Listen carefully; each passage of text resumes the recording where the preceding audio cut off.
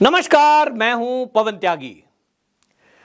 Hindenburg ने जिस तरह से अडानी ग्रुप पर प्रहार किया, हालांकि उसके कारण से अरबों रुपए का नुकसान अडानी ग्रुप का हुआ, लेकिन अब इसकी पोल खुलती नजर आ रही है क्योंकि अब यह पता लग रहा है कि हिंडनबर्ग का जो इतिहास है वो पहली बार उसने ऐसा नहीं किया है। पहले किसी चीन की कंपनी को इसी तरह बर्बाद किया था। भारत की भी एक कंपनी के विरुद्ध पहले वो कर चुका है। 8-10 लोगों की एक छोटी सी कंपनी, आखिरकार वो इतना बड़ा काम कर कैसे पाती है कि इतने बड़े बड़े उद्योगपतियों को भी वो अरबों खरबों रुपए का नुकसान पहुंचा देती है।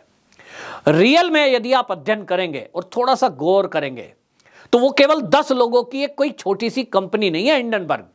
उसके साथ भारत में बैठे हुए देश के गद्दार भी हैं, उसके साथ बैठे हुए देश का नुकसान करने वाले, देश को टुकड़ा टुकड़ा देखने वाले, देश की तरक्की में बाधा बनने वाले ऐसे बहुत सारे लोग हैं, जिसमें मीडिया भी है, जिसमें राजनीतिक दल के लोग भी हैं, जिसमें जुडिशरी से जुड़े हुए लोग भी हैं। और ये सारा एक पैकेज मिलकर के ये तैयार करता है एक टूल किट। वो टूल किट काम करती है, जैसे आपने देखा कृषि बिल के टाइम पर देश में 3 कृषि बिल आए, देश के हित में थे, लेकिन उस पर किस तरह का झूठ बोला गया, उस पर दुष्प्रचार किया गया, उस पर नफरत फैलाई गई और राजनीतिक दलों ने उसमें आग में घी डालने का काम किया। बहुत सारे जो ऐसे किसान के नाम पर नेता बने बैठे थे, उनको फंडिंग हुई विदेशों से और उस पैसे से उन्होंने देश की सड़कों को जाम किया। जाम ही नहीं किया, वो बिल वापसी करा दिए जो किसानों के हित में थे। और आज पूछ रहे हैं, मोदी जी ने कहा था किसानों की आय दुगनी कर दूंगा, हुई तो नहीं। कैसे होगी, आप करने नहीं देंगे। लेकिन अब इस हिंडनबर्ग को सबक सिखाने के लिए अडानी ग्रुप ने कमर कसी है। जहां भारत में एक तरफ सुप्रीम कोर्ट में एक वकील ने केस डाला है और उसने बाकायदा ये आरोप लगाए हैं कि जिस तरह का ये हिंडनबर्ग की रिपोर्ट थी, ये बहुत बड़ा षड्यंत्र था। और अब इसमें यह भी पता लगना चाहिए कि भारत के अंदर वो गद्दार कौन कौन थे जो इस हिंडनबर्ग के इशारे पर या इसके साथ मिलकर के इस टूल किट पर काम कर रहे थे। इस पर हालांकि अगली सुनवाई होना अभी बाकी है। भारत की सुप्रीम कोर्ट अब जो एप्लीकेशन गई है, इसमें एक्सपर्ट से राय लेगी। भारत के सॉलिसिटर जनरल जो तुषार मेहता हैं, उनकी तरफ से यह कहा गया है कि वित्त मंत्रालय से इसकी राय ली जाए और इसमें जो भी साजिश करता है उसका खुलासा हो। और क्योंकि यह एक बहुत बड़ी साजिश है देश के विरुद्ध, देश की अर्थव्यवस्था को चौपट करने के लिए है, मोदी जी ने देश की सदन के अंदर भी इस देश के विपक्ष को चेताया था कि आपने जिस तरह से कोरोना की वैक्सीन को बदनाम करने के लिए देश की सेहत के साथ खिलवाड़ किया था, उस समय भी देश ने देखा कि आप देश की वैक्सीन को मोदी वैक्सीन बता रहे थे। विपक्षी दल ये मीडिया में खबर दे रहे थे कि साहब हमने तो वैक्सीन लगाई नहीं है, ये तो मोदी की वैक्सीन है, इससे तो बीमारियां हो जाएंगी, ये तो असर करेगी ही नहीं, पहले मोदी जी लगाएं। राहुल गांधी और सोनिया गांधी को तो किसी ने वैक्सीन लेते देखा भी नहीं, अभी तक भी नहीं। तो विदेशी वैक्सीन लेंगे, ये मैसेज देना चाह रहे थे देश में कि आप अमेरिका की, बाकी इटली की, किसी की वैक्सीन ले लो, चीन की ले लो, भारत की वैक्सीन मत लगवाना। ये षड्यंत्र नाकाम हुआ तो आज इन्होंने जो षड्यंत्र रचा है, इसको लेकर जहां एक तरफ सुप्रीम कोर्ट में सुनवाई हो रही है, वहीं अडानी ग्रुप ने अब अमेरिका में इस हिंडनबर्ग कंपनी के खिलाफ केस लड़ने का फैसला किया है। और आपको बता दूं, ये इसमें नाथन एंडरसन जो इसका मालिक है, उसके खिलाफ अमेरिका की लीगल फर्म है वॉचटेल, उसको हायर किया है। ऐसी खबरें आ रही हैं कि अडानी ग्रुप की जो लीगल फर्म है सिरिल अमरचल मंगलदास, इसके जरिए वॉचटेल से संपर्क किया गया। और वॉचटेल का अपना एक इतिहास है कि इसने इस तरह से कई कंपनियों के विरुद्ध, जिन्होंने ये षड्यंत्र किए कई कंपनियों के खिलाफ आर्थिक रूप से उसको नुकसान पहुंचाने के लिए, उसके खिलाफ काम किया है और इस मामले में कहीं ना कहीं सजा भी दिलवाई है। तो अब यह माना जा रहा है कि अमेरिका की धरती पे ही इस हिंडनबर्ग को सबक सिखाया जाएगा। और यह मैं बताऊं, बहुत जरूरी है। यदि ऐसे साजिशकर्ता लोगों को सबक नहीं सिखाया गया तो ये बाज नहीं आएंगे। आज अडानी को टारगेट किया है, कल अंबानी को करेंगे, फिर महिंद्रा को करेंगे, फिर टाटा को करेंगे, फिर किसी और को करेंगे। इनका मकसद बिल्कुल साफ है कि कंपनियों के ऊपर आरोप लगाओ, उनके शेयर डाउन जाएंगे, फिर उन शेयरों को खरीद लो और फिर जब वो शेयर बढ़ें तब उसका बेच करके मुनाफा कमाओ। इस मुनाफे में क्या देश के अंदर बैठे हुए कुछ गद्दार भी शामिल थे? ये अलग से पता लगाने की जरूरत है। जैसा मैंने कहा, इसको लेकर भी देश की सुप्रीम कोर्ट में, भारत की सुप्रीम कोर्ट में एप्लीकेशन डली है और उसमें एप्लीकेशन डाली है, आपको बता दें कि ये एप्लीकेशन के लिए यहां जो डाला गया है, अब इसमें यह कहा गया है कि जो वकील हैं सुप्रीम कोर्ट के ML शर्मा, उन्होंने कहा कि हिंडनबर्ग की रिपोर्ट की मंशा पर सवाल खड़ा होता है। एंडरसन और उनके भारत में मौजूद सहयोगियों के खिलाफ जांच की मांग की है कि इसमें जांच होनी चाहिए।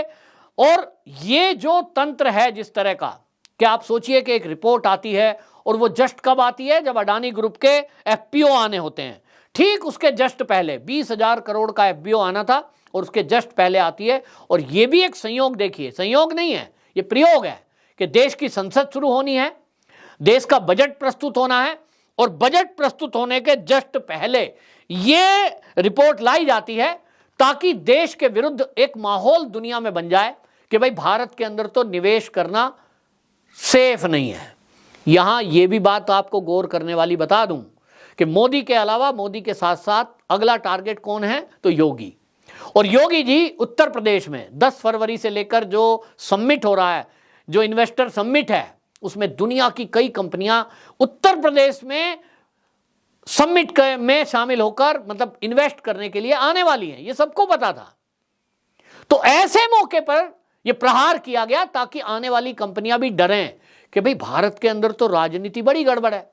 मोदी योगी के शासन में यदि उन्होंने कोई कंपनी लगाई तो ये तो जो है हिंडनबर्ग जैसी कंपनी आके खड़ी हो जाएगी, फिर उसके साथ कांग्रेस भी मिल जाएगी, फिर उसमें आम आदमी पार्टी भी मिल जाएगी, फिर उसमें ममता बनर्जी भी बोलेगी, फिर उसमें कम्युनिस्ट भी बोलेंगे। और इसीलिए यहां तो राजनीति है, यहां कंपनी मत लगाओ। सोच रहे हैं कि ये चाहते हैं कि उत्तर प्रदेश विकास ना करे, ये देश विकास ना करे, और इसलिए ऐसे समय पर लाया गया। तो ये बहुत जरूरी था। ये चैलेंज दे रहे थे हिंडनबर्ग वाले कि साहब अगर अडानी को लगता है कि हमने गलत रिपोर्ट दी है तो हमारे ऊपर केस करें। और ये धमकी दे रहे थे कि हमारे पास तो और बाकी रिपोर्ट भी आ जाएंगी। बहुत अच्छा है, तो ठीक है, अब आप तैयार रहिए। और अब आपको बता दूं, जो सूत्र हैं वो ये बता रहे हैं कि हिंडनबर्ग घबराया हुआ है क्योंकि उसका पाला अब किससे पड़ा है। जो सच्चाई होती है उसके अंदर अपनी एक ताकत होती है। अडानी ग्रुप कोई एक प्रॉफिट कमाने वाला, एक उद्योग धंधा लगाने वाला खाली एक नाम नहीं है कि साहब एक कंपनी है और वो कहीं भी कोई चीज बिक रही है उसको खरीद लेता है। आप समझ रहे हैं कि जो एयरपोर्ट्स हैं हर जगह उसने ज्यादा बोली लगाई। जो पोर्ट हैं इजराइल में तो 8 गुना ज्यादा बोली लगाई। क्यों? क्योंकि उनके लिए राष्ट्र सर्वोपरि है। अडानी ग्रुप के लिए खाली उद्योग धंधा करना एक व्यापार नहीं है कि एक कंपनी लगानी है फिर उसमें कुछ प्रॉफिट करना है, चलो भाई यहां एक प्रॉफिट हो गया फिर अगली कंपनी लगाओ। और इसी तरह आपको बता दूं, अडानी की तरह ही अंबानी ग्रुप भी है। देश का पुराना ग्रुप है। उन्होंने 5G अपना जिस तरह से डेवलप किया, अगर वो डेवलप नहीं करते, आज जो लोग 5G का फोन रखते हैं, सपोर्ट करता है, आप देखेंगे आपके फोन पे ट्रायल के रूप में फ्री में 5G आ गया है। अगर अंबानी ग्रुप इस 5G को लॉन्च ना करता तो चीन का होता, और चीन का होता तो चीन के हाथ में हम सबकी चाबी होती। क्या ये अच्छा था या अब अच्छा है? ये लोगों को सोचना पड़ेगा। लेकिन इस देश के विपक्ष ने जैसे कि तय कर लिया है, और ये सोच कोई वामपंथियों की नहीं है। आज कांग्रेस भी वामपंथी है, पूरी उसी विचारधारा पे चल रही है कि अपना हित होना चाहिए, देश का नुकसान जितना भी हो जाए। ब्लैकमेलिंग, डराना धमकाना, ये सब चल रहा है। और इसलिए एक तरफ जहां अमेरिका में अब अडानी ग्रुप हिंडनबर्ग के खिलाफ कानूनी कार्रवाई करने जा रहा है, वहीं भारत में भी सुप्रीम कोर्ट में जिस तरह से एप्लीकेशन डाली गई है, ये बहुत जरूरी है कि इस तरह के साजिशकर्ताओं को जेल की सलाखों के पीछे डाला जाए। जेल की सलाखों के पीछे जाएंगे, इसके पहले देश की जनता तो समझ ही चुकी है। लेकिन ये जो देश का विपक्ष है, हम देख रहे हैं नैरेटिव चलाने के लिए किस तरह का काम करता है। देश के अंदर बजट पर चर्चा होनी है, राष्ट्रपति जी के अभिभाषण पर चर्चा होनी है, लेकिन वहां नारे लगाए जा रहे हैं बिना ब्रेक के, अडानी मोदी भाई भाई, अडानी मोदी भाई भाई, जेपीसी जेपीसी जेपीसी। क्यों भाई जेपीसी क्यों? आप LIC की चर्चा कर रहे हैं कि LIC के शेयर डाउन चले गए, हालांकि LIC की रिपोर्ट आई है कि पिछले साल 211 करोड़ रुपया उसने प्रॉफिट कमाया था, इस बार उसका प्रॉफिट बढ़कर के वो 8,000 करोड़ के लगभग पहुंचा है। रिपोर्ट आ गई, SBI की रिपोर्ट आ गई। इसके बाद भी आप देखिए कि जिस तरह से विपक्ष झूठ पर झूठ बोलकर और उसको सच साबित करने पे तुला है, जिस तरह से संसद और संसद के बाहर वो बयानबाजी कर रहा है, इससे साफ दिखता है कि उनको ऐसा कहने के लिए, करने के लिए कहा गया है। ऐसा समझ लीजिए जैसे किसी ने किसी को वेतन दिया हो इस काम का, कि भाई आपको 1 घंटा नारा लगाना है, तो वो लगा रहे हैं। जबकि पोल खुल गई, हिंडनबर्ग की पोल खुल गई, BBC की पोल खुल गई, LIC की रिपोर्ट आ गई, SBI की रिपोर्ट आ गई कि कोई फ्रॉड नहीं हुआ, कोई नियम नहीं तोड़ा गया, कोई घाटे में ना तो SBI है ना LIC है, लेकिन ये विपक्ष लगातार अपने रास्ते पे चल रहा है। तो इससे क्या हो रहा है? देश की जनता समझती है, देश में ये एक्सपोज हो रहे हैं, लेकिन खाली एक्सपोज होने से बात नहीं बनेगी। अब इनको सजा होनी चाहिए। बहुत हो गए षड्यंत्र, देश के विरुद्ध षड्यंत्र हम देश ने बहुत बार देख लिए। CA के नाम पर देश के मुसलमानों को भड़काया गया, कृषि बिल के नाम पर किसानों को भड़काया गया। इसी तरह हम देखें कि वैक्सीन के नाम पर देश में लोगों की सेहत से खिलवाड़ किया गया, और अब उद्योगपतियों के खिलाफ षड्यंत्र हो रहा है। ये देश के खिलाफ बहुत बड़ा षड्यंत्र है, जिसमें बड़े बड़े देश, बड़ी बड़ी ताकतें मिली हुई हैं। लेकिन मोदी सरकार है तो जैसा एक लोगों का विचार है कि मोदी है तो मुमकिन है, ये भी आप समझिए कि अब मुमकिन है कि इनके ऊपर कार्रवाई भी होगी और ये जेल भी जाएंगे। लेकिन यहां एक यक्ष प्रश्न फिर भी खड़ा है। ये तो पक्का समझिए कि हिंडनबर्ग के जो कर्मचारी हैं, जो मालिक है, जिसने षड्यंत्र किया है, वो पोल खुलेगी और निश्चित जानिए कि वो जेल भी जाएगा। ऐसा लग रहा है, पक्का तो नहीं हूं क्योंकि अभी कोर्ट में केस चलेगा, बाकी चीजें देखी जाएंगी, लेकिन एक्सपोज तो जरूर हो गया है। मैं इस वीडियो के माध्यम से मोदी जी को कहना चाहता हूं, मोदी जी, पूरा देश आपके साथ खड़ा है। ऐसे लोगों के खिलाफ अब एक्शन लेने की बारी है, क्योंकि ये षड्यंत्र से बाज नहीं आएंगे। ये षड्यंत्र पिछले 2014 के बाद से लगातार कर रहे हैं, तो 2024 तक क्या इसी तरह से देश का नुकसान होता रहे? देश तो नहीं चाहता, देश के नागरिक कतई नहीं चाहते। आपसे उम्मीद है कि यदि आप भी इनका इलाज अभी नहीं करेंगे तो ये सपोले इसी तरह जहर उगलते रहेंगे और देश का नुकसान करते रहेंगे। अगली पता नहीं कौन सी साजिश लेके आ जाएं, कब देश का माहौल खराब कर ले जाएं, इसका इंतजार किए बगैर इन सब पर सख्त एक्शन लेने की जरूरत है। कानून बनाना पड़े तो कानून बनाना चाहिए, लेकिन राजनीतिक नेताओं पर भी कार्रवाई होनी चाहिए।